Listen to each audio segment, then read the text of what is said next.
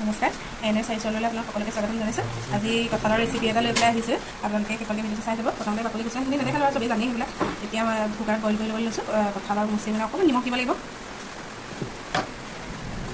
তাৰপিছতে অকণমান হালধিও দিব লাগিব, দি পেলাই বইল কৰি ল'ব লাগিব।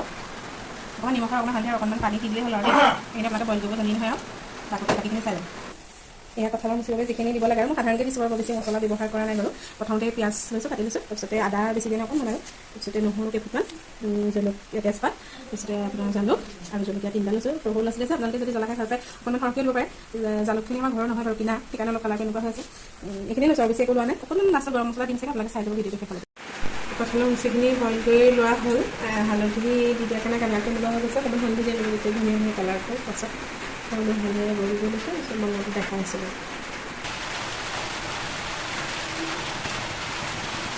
তেলটো মই দি ল'লোঁ কেৰাহীত। আপোনালোকে নিজৰ পৰিমাণ অনুযায়ী দিব আৰু কিমানকণ লয়, মই ইমানকণেই দিছোঁ।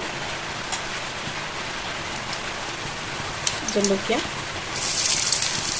পিঁয়াজ,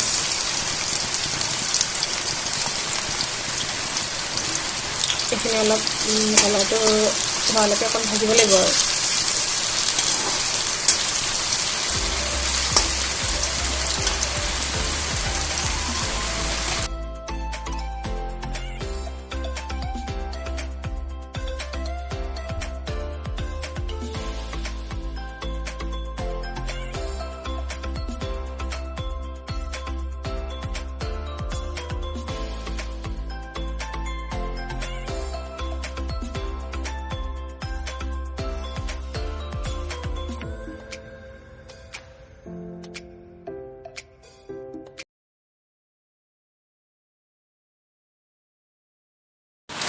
তেলখিনিতে পিঁয়াজ সকলোবিলাক দি পেলাই ভজা হৈ গৈছে। এতিয়া ধুনীয়াকৈ কালাৰটো আহি গৈছে পিঁয়াজৰ। এতিয়া বাকী যিখিনি আছিলে আপোনাক দেখাইছিলে সেইখিনি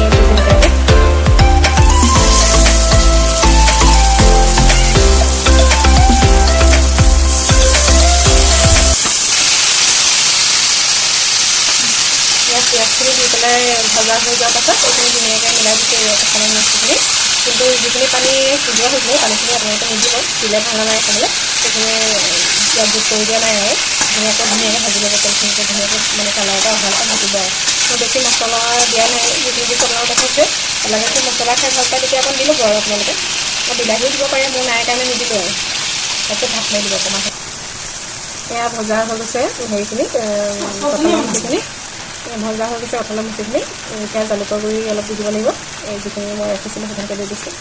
আপোনালোকে যদি ঘৰ পাই জ্বলাটো খাই বেছিকৈ তেতিয়া আৰু অলপ দি দিব, বা আপোনালোকে জলকীয়া আৰু অলপ দিব পাৰিব। আমাৰ সৰু ল'ৰা ছোৱালী আছে কাৰণে বৰকৈ দিয়া নাই আৰু বেছি মছলা দিয়াও নাই। মছলাখিনি বেছিকৈ দিলে আচলতে ভাল নালাগে।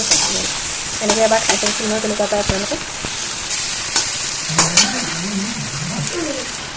জালুকৰ গুড়িখিনি দি দিয়াৰ পাছত অলপমান লৰাই দিব, দি পেলাই 5 মিনিটমানৰ কাৰণে অকণ ঢাকি দিব। তেতিয়া মানে জালুকৰ ফ্লেভাৰটো আহি যায় আৰু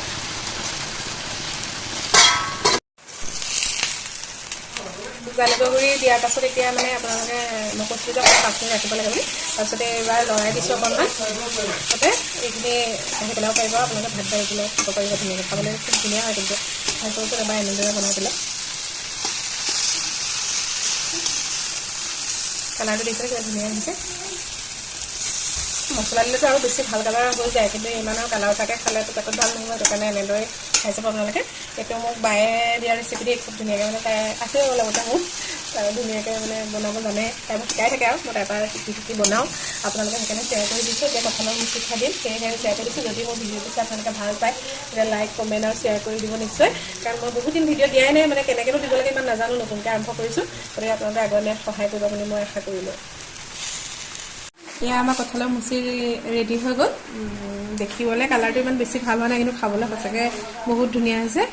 মানে আমি খাই চালোঁ, আপোনালোকক দেখাইছোঁ আৰু এইখিনি ধুনীয়া হৈছে খাবলৈ। আপোনালোকে খাই চাবচোন, এনেদৰে ভাল পাব খাই। ল'ৰা ছোৱালীকো খুৱাব লাগে এইকেইটা দিনত, সেইকাৰণে খুৱাব।